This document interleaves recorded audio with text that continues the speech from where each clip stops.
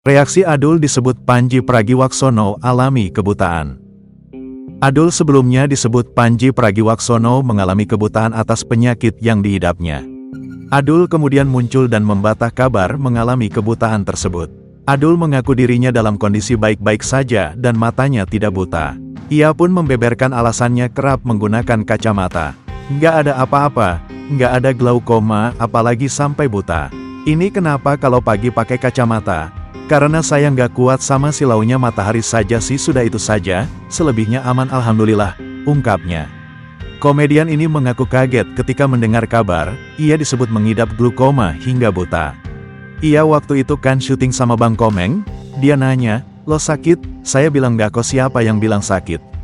Itu katanya Bang Komeng dengar di salah satu YouTube, katanya sakit, bebernya. Adul mengaku kecewa ketika mendengar kabar tersebut.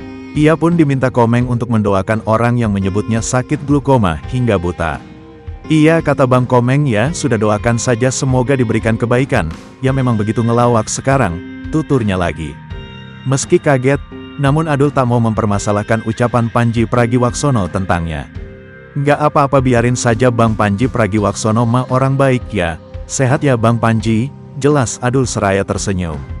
Sebelumnya, kabar Adul mengidap glaukoma diungkapkan oleh Pandji Pragiwaksono saat podcast bareng Kiki Saputri.